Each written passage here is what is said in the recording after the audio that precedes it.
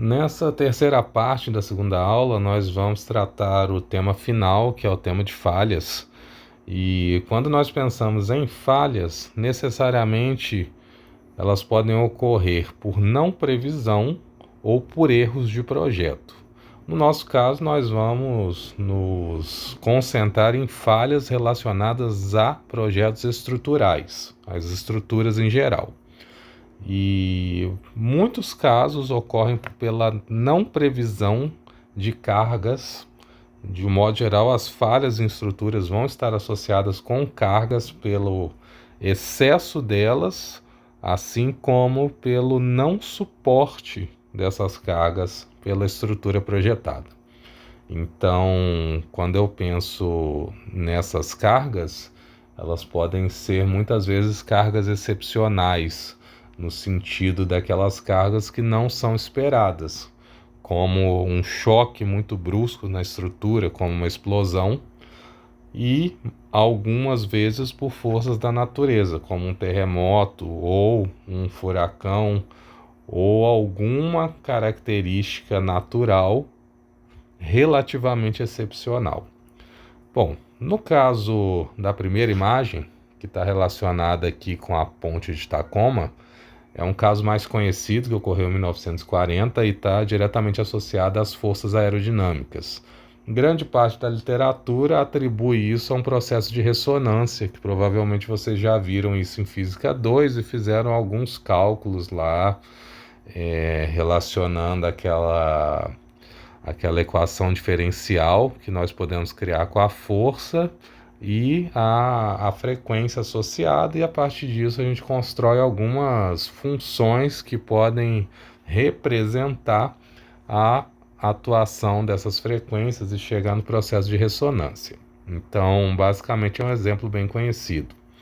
Um outro exemplo menos conhecido, mas que chega a ser um erro bastante trivial, é o exemplo 2, que é o do Hotel Kansas City, em 1981, que ocorreu isso, então não é tão distante da maioria de nós, representado aqui pela segunda imagem. Essa segunda imagem, na verdade, ela mostra aqui um apoio relacionado a uma passarela.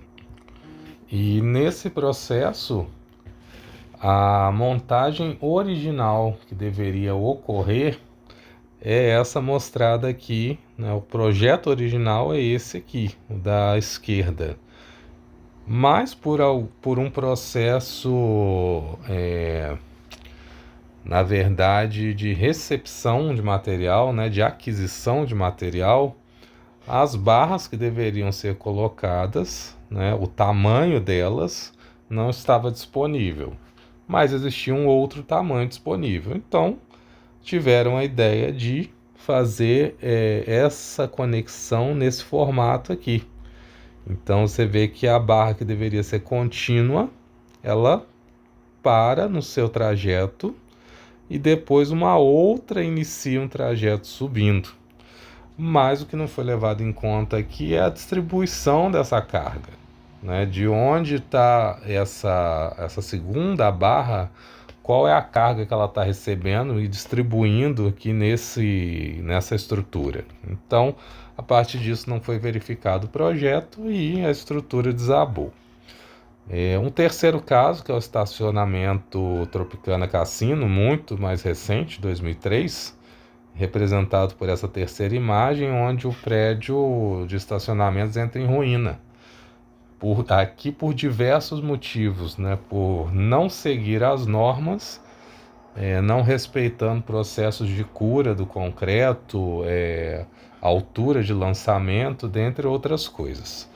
De um modo geral, esses dois casos levaram a diversos problemas estruturais, assim como problemas também legais, porque os dois geraram mortes, né? No segundo caso aqui, que é do Hotel Kansas City, um número grande de pessoas, 114, 120, por aí, e Eram duas passarelas, na verdade. Então, assim, os dois projetos foram feitos de modo incorreto, o que levou a um grande problema.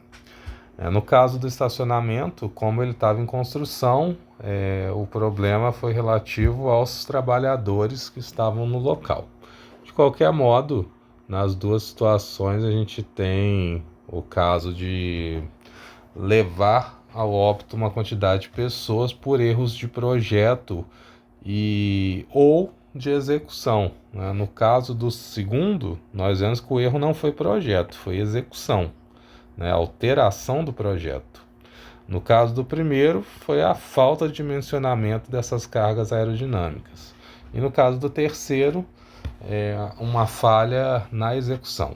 Então, qual é a importância disso para nós, independente da engenharia, todas elas que lidam com a parte estrutural, nós precisamos dimensionar nossas estruturas de forma correta. Então, qualquer erro pode levar a outros problemas que não só a ruína estrutural. Bom, visto isso, nós começamos na página 21 e 22. Nós temos aqui alguns exercícios propostos e eu vou selecionar alguns deles, eu não vou resolver todos, mas alguns deles eu vou resolver e deixo os demais para que vocês tentem fazer. Destaco a importância extremamente grande de vocês tentarem fazer esses exercícios, porque não é uma disciplina puramente teórica, né? A nossa prática é na interpretação desses problemas. Vocês vão observar que esses exercícios têm uma temperatura, então eles têm um símbolo aqui de temperatura logo ao lado do número dele. Então esse 1.1 e o 1.2 ele descreve como baixa temperatura, então são exercícios fáceis.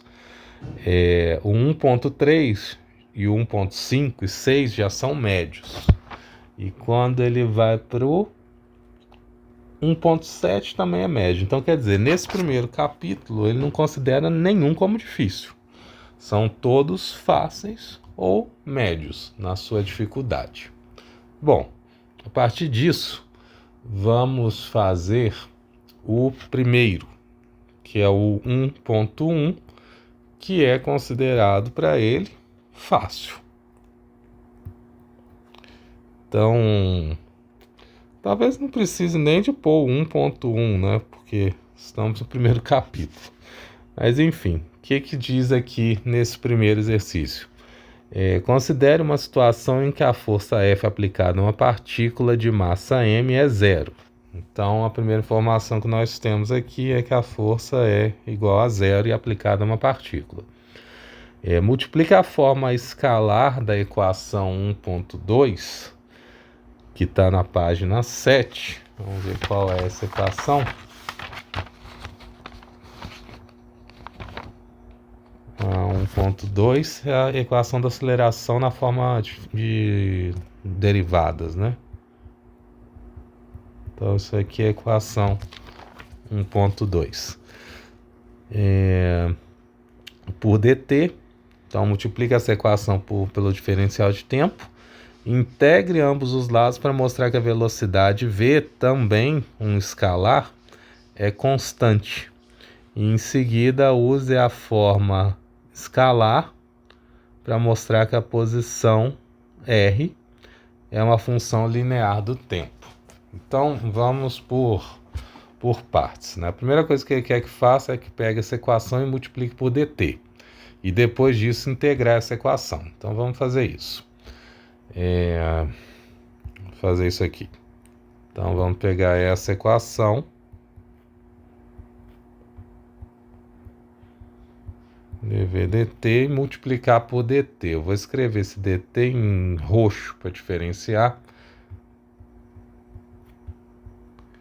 E depois disso a gente vai integrar os dois lados. Então isso que foi o que ele pediu para fazer. para mostrar que a velocidade é constante. Tá? Então, como que nós vamos mostrar isso? Né? Na verdade, eu vou colocar aqui. Ó. Ele quer mostrar que a velocidade é uma constante que eu vou chamar de K.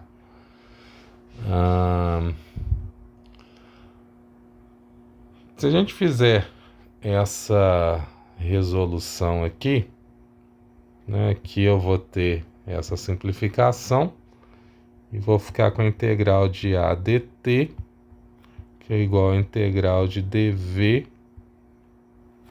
dv, né? No caso, dt foi embora.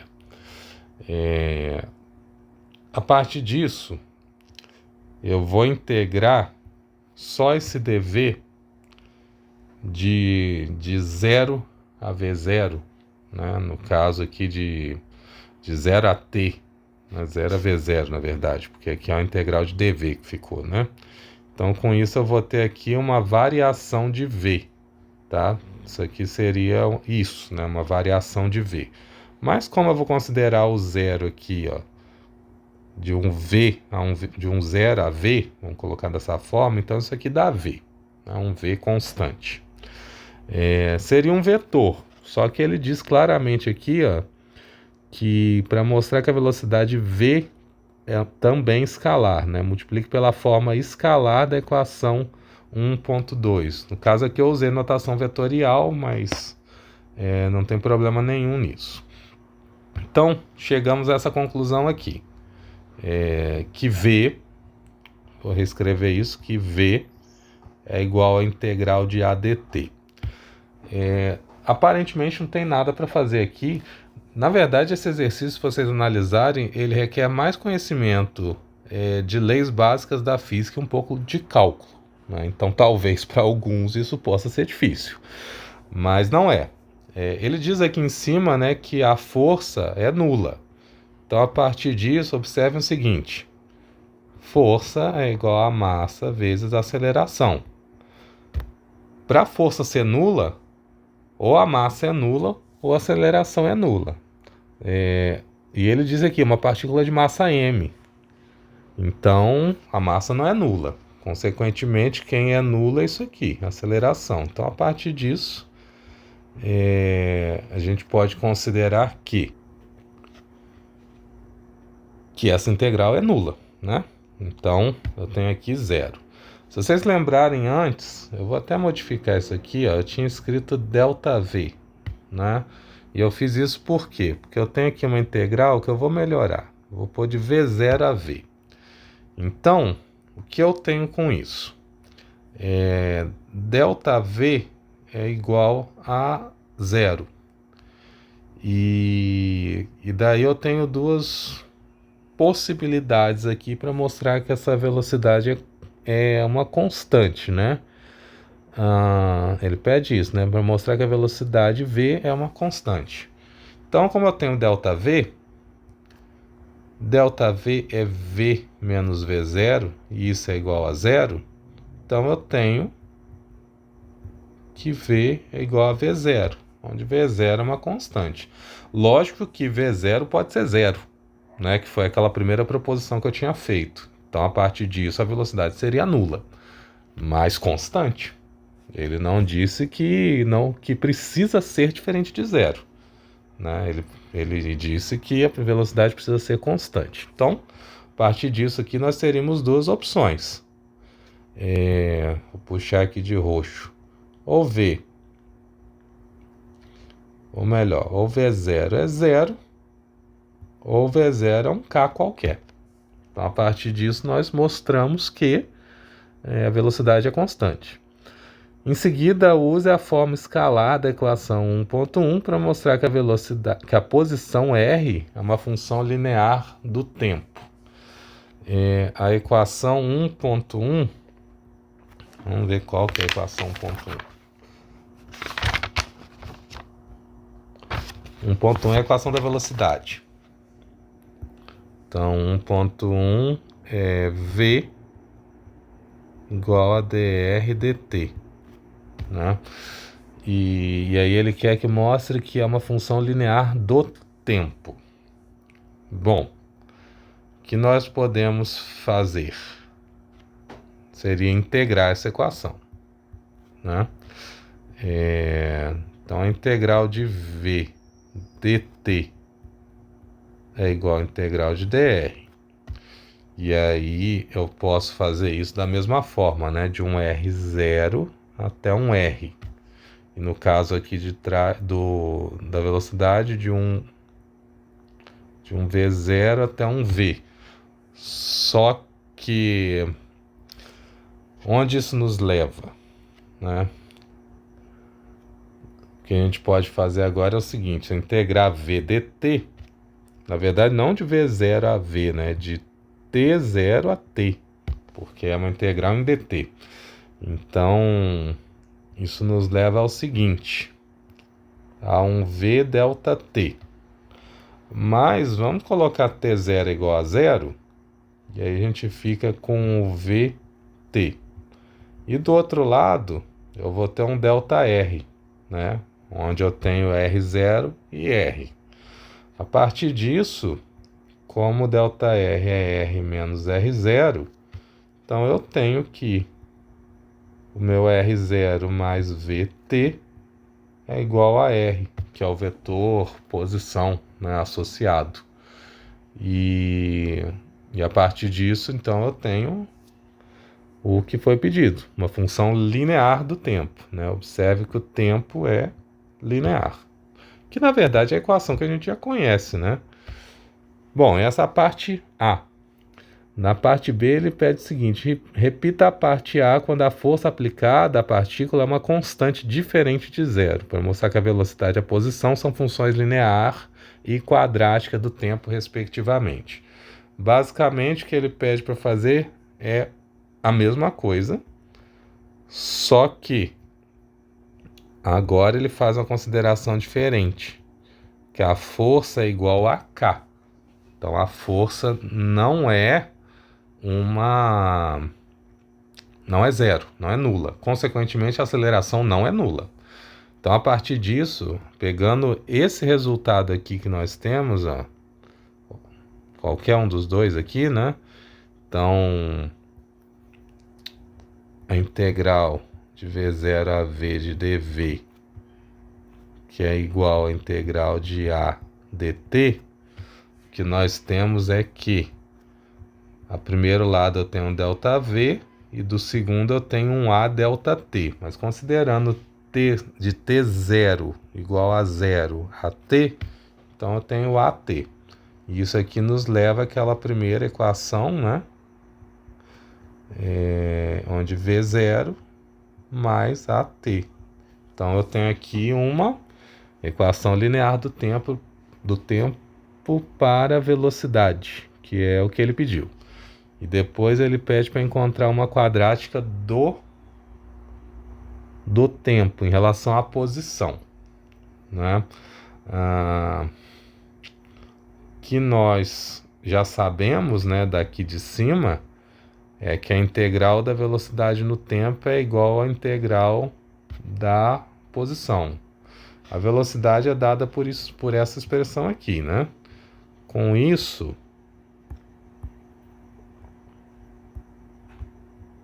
vamos fazer o seguinte: integral de R0 a R dr, nós já temos a resposta que é ΔR, certo? E ΔR é R menos R0. Bom, agora a integral de V dt, observem o seguinte: V é essa expressão aqui. Então, eu tenho a integral de T0 a T de V0 mais a T dt. E isso aqui leva a V0t, porque V0 é uma constante, mais a t quadrado sobre 2, porque eu já tenho um t ali. Agora, igualando os dois lados, lembrando que ΔR é R menos R0 que está aqui. Então, eu tenho R, vou passar o R0 já para o outro lado, mais V0t mais AT quadrado sobre 2, que também é uma equação que nós já conhecemos. E se vocês perceberam um pouquinho antes, vocês já saberiam que nós chegaríamos nesse resultado. Bom, esse é o 1.1. 1.2 é nível fácil também, então eu vou pular. Vamos ao 1.3. 1.3 diz o seguinte: dois asteroides idênticos viajam lado a lado enquanto se tocam. Os asteroides são compostos de ferro puro, homogêneo e esféricos. Então, o que nós temos? Eles são esféricos, são de ferro e são homogêneos.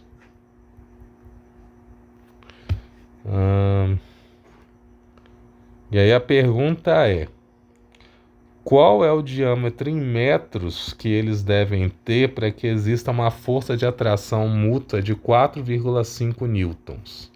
Então a força é 4,5 newtons e a pergunta é: qual é o diâmetro de cada asteroide? Embora ele tenha classificado como médio, na verdade é uma pergunta bastante simples. Basta alguns conhecimentos básicos aqui.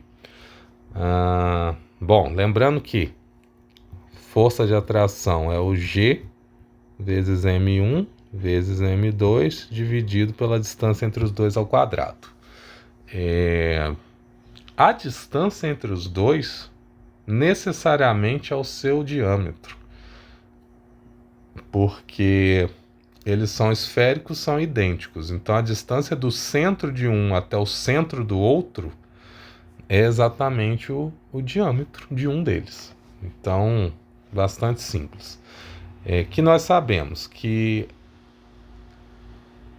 o raio é o que nós queremos descobrir, né? Esse raio, na verdade, não é raio, seria a distância entre os dois.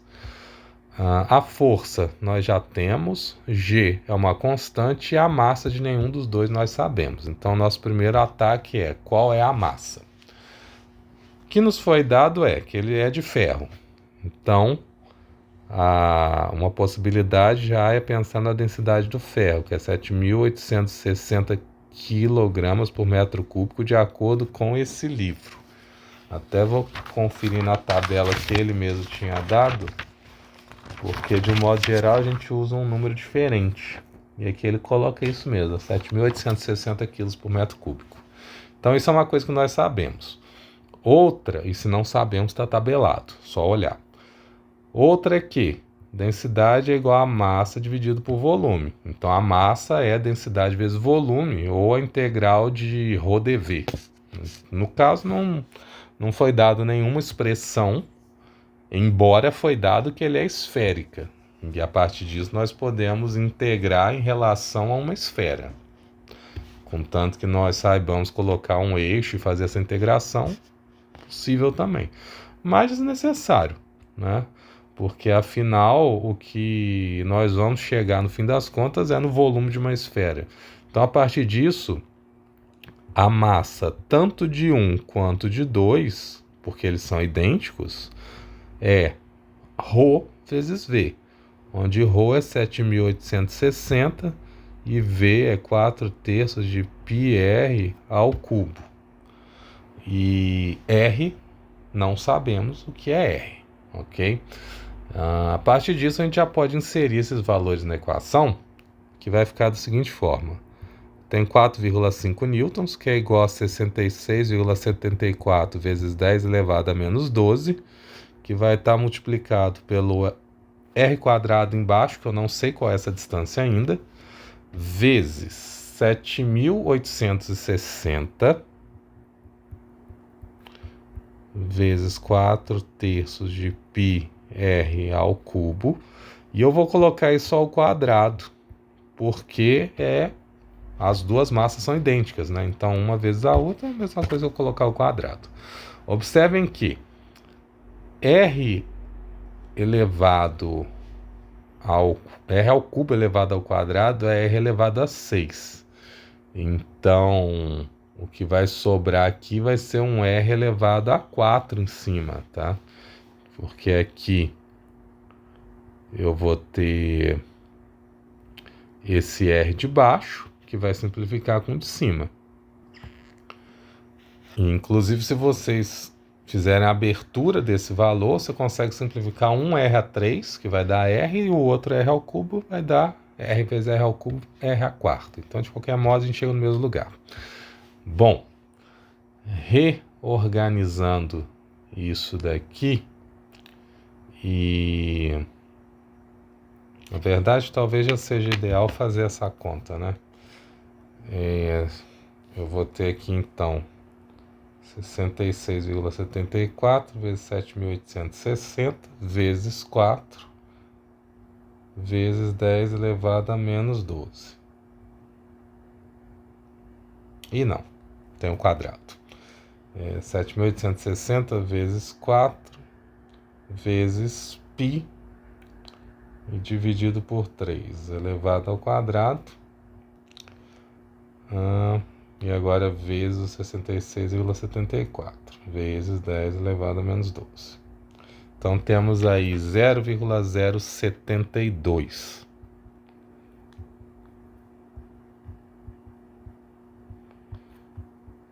0,072 vezes R elevado a 4. Vou até separar, que aí aqui a gente já tem o 4,5 da força. Bom, como é 0,0723, agora a gente pode dividir o 4,5 por esse valor.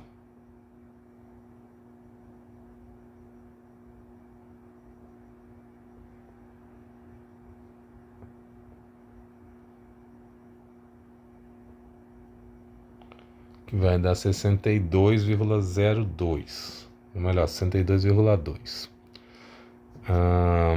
Então nós temos o seguinte: R elevado à quarta é igual a 62,2.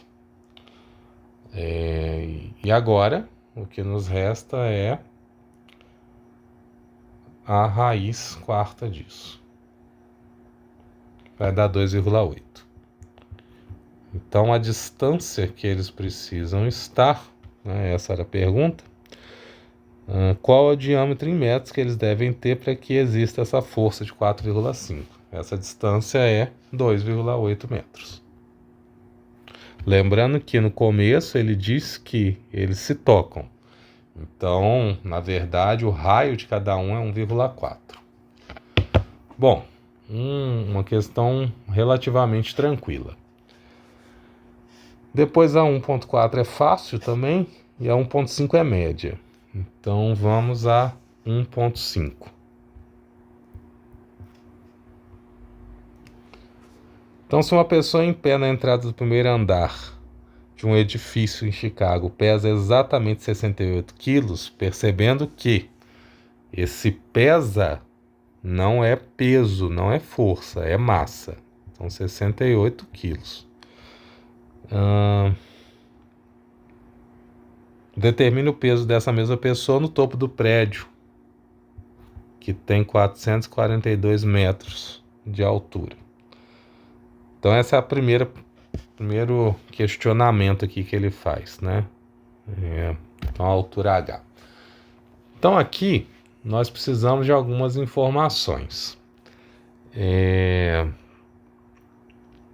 Talvez o instinto básico da maioria agora seria usar para determinar o peso, né? Força é igual a massa vezes aceleração. Mas percebam o seguinte: essa aceleração aqui não é necessariamente 9,81. Porque qual é o nível zero, né? Esse nível zero que ele se refere aqui, qual é o valor da aceleração nele? Então nós precisamos usar novamente essa equação de cima, né, da lei da gravitação. E aí nós precisamos de coisas mais específicas agora. Primeiro, qual é o raio da Terra, visto que a distância, né, entre os corpos aqui, entre essa massa e o corpo outro, que seria a Terra, que vai gerar essa atração gravitacional, é o próprio raio da Terra. Então isso é 6,371 vezes 10 elevado a 6 em metros. Outra coisa que a gente precisa é da massa da Terra, né, que é um dos corpos. Então isso vai ser 5,9736 vezes 10 elevado a 24 quilos. E, bom, essas são as duas constantes. Ainda tem a constante G que a gente usou ali em cima também, né? Então, a partir disso, a gente consegue definir qual é a massa no nível, qual é o peso, na verdade, né, no nível 0 e qual é o peso no nível H442. Então, vamos fazer o seguinte. Primeiro, a gente define qual é o peso no nível 0. Então, a força aqui em H igual a 0 vai ser G, vezes 66,74 vezes 10 a menos 12, vezes a massa da Terra, 5,9736 vezes 10 a 24, vezes a massa do indivíduo, que é 68 quilos, e dividido por raio da Terra ao quadrado, 6,371 vezes 10 elevado a 6 ao quadrado. Observem que 10 elevado a 6 ao quadrado é 10 a 12. 10 a menos 12 pode descer e ele fica embaixo. Então 10 a 12 vezes 10 a 12 é 10 a 24, que vai com 10 a 24 de cima. E aí já simplificou bastante o cálculo. Outra coisa, esses três valores aqui, eles dão o G. Se você calcular só eles, você vai obter a aceleração da gravidade local. Fazendo esse cálculo, nós vamos obter um valor aqui aproximado, né? O G associado aqui com esse H0 vai ser 9,8221. Então essa é a aceleração da gravidade aqui no nível 0. E aí, se você multiplicar essa aceleração pelo 68 que sobrou ali, isso vai dar 667,907 newtons. Cuidado aqui, porque tem várias casas decimais, tá? Então eu estou utilizando aqui uma quantidade relativa para a gente poder fazer a comparação. Segundo passo nosso seria basicamente repetir isso agora para o 442. Observem o seguinte. Eu não vou usar agora todos os números, porque a gente já sabe quais são. Então, eu tenho G, eu tenho a massa da Terra, eu tenho a massa do indivíduo. Mas aqui embaixo, eu vou ter o raio da Terra mais 442 metros. E é isso tudo ao quadrado. Cuidado! Você não pode somar, por exemplo, 442 com 6,371, porque ele está multiplicando 10 a 6 aqui, tá? Então agora não dá para fazer o cálculo do jeito que eu fiz aqui em cima, simplificando esses três. Então você tem que fazer um cálculo agora mais parcial. Primeiro somando esses dois termos e aí depois fazendo isso. Somando 6,371 vezes 10 a 6, 442, na verdade você só vai somar o 442. Então vai dar 6,371442 vezes 10 a 6. É uma soma relativamente simples. A partir disso, o que nós vamos obter aqui, de aceleração da gravidade, né, fazendo o mesmo processo ali de cima, agora para 442, vai ser 9,802. Ou melhor, 9,8202. Então, observa que são poucas unidades de diferença, é 0,019, né? 0,0019. É a diferença de aceleração da gravidade nessa diferença de altura, se eu não fiz nenhum cálculo errado aqui, né? Confiram, por favor. E aí, a partir disso, se eu multiplicar esse valor por 68, eu vou obter 667,818 newtons. Observem que é uma pequena diferença, né? Essa diferença está na casa dos 100 newtons aproximadamente. Então, uma coisa bem pequena, né? Que nós percebemos aqui de forma qualitativa é que 442 metros não altera a carga de modo eficiente ou relevante, tá? E aí ele faz mais uma pergunta aqui, que é: qual deve ser a altura do topo do prédio para que o peso da pessoa seja 99% do valor da entrada do primeiro andar? Então o valor da entrada foi esse valor em H0, 667,907. E a pergunta dele é o seguinte, ó, em termos de escrita matemática: qual é a distância, né? Cadê? Qual é a altura do topo do prédio, né? Ou seja, qual é a distância dele do nível zero, para que essa força seja 99% da força no nível zero. Então, a partir disso, a gente vai usar os mesmos argumentos, né? Eu tenho G, tenho a massa da Terra, tenho 68 quilos, tenho o raio da Terra, mas agora eu tenho uma altura X. Eu vou pôr assim, HX. Eu não sei qual é essa altura, eu quero descobrir. Observem que a força em H0 eu já obtive ali em cima, 667,907. G é uma constante, MT é uma constante e RT é uma constante. Então, com isso, eu já tenho todos os valores, né? Reorganizando aqui ainda em forma algébrica, eu vou ter RT mais HX ao quadrado, que é igual a G vezes MT vezes 68 dividido por 0,99 FH0. Depois eu passo esse quadrado aqui como uma raiz, né? E daí eu vou obter o seguinte: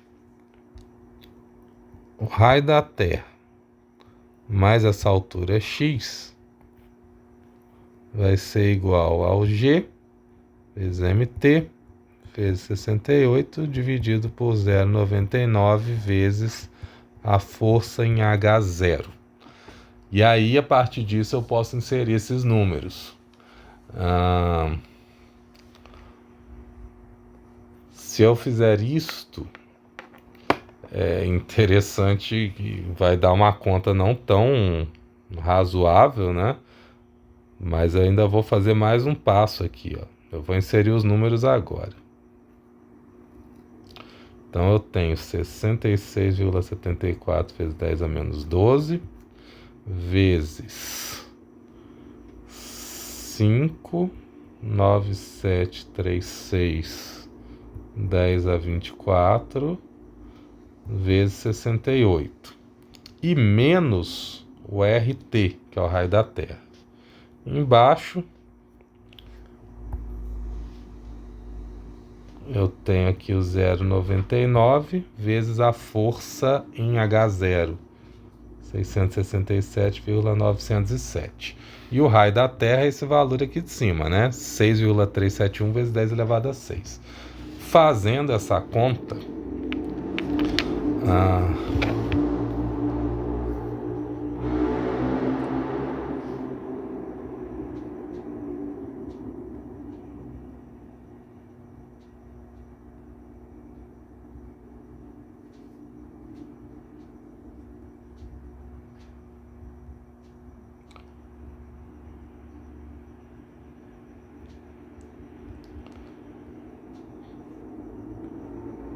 então,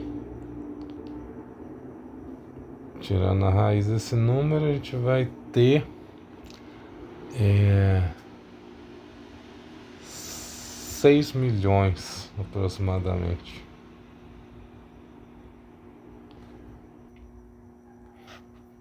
Então isso vai dar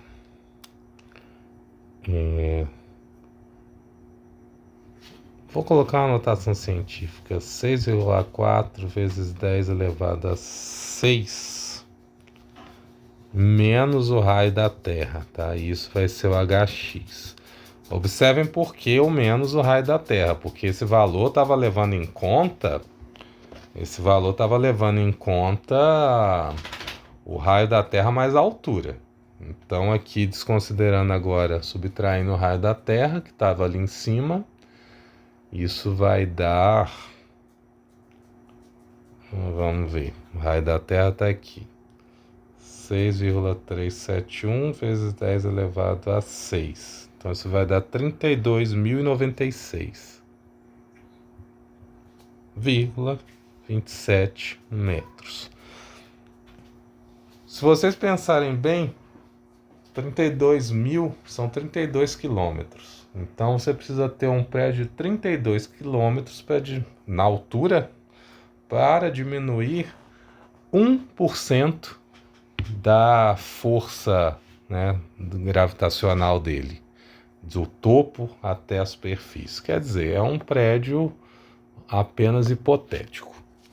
Bom, aí tem um 6, um 7 é de médio também. Vamos fazer um 7, já está ficando grande essa aula, e a gente encerra aproximadamente nele.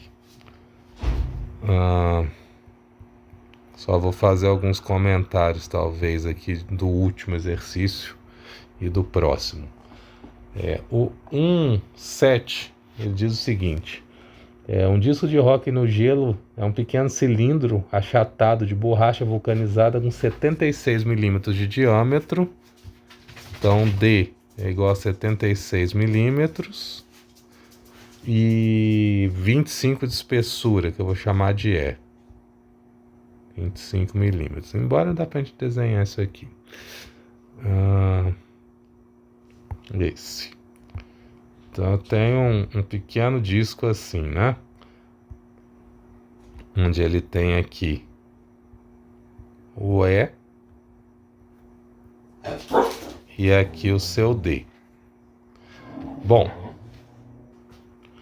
e ele segue falando algo muito estranho, que eles têm um peso, né, entre 156 e 170 quilos. Então o disco de hóquei no gelo é um pequeno cilindro achatado de borracha vulcanizado com 76 milímetros de diâmetro, 25 de espessura e com peso entre 156 e 170 quilos.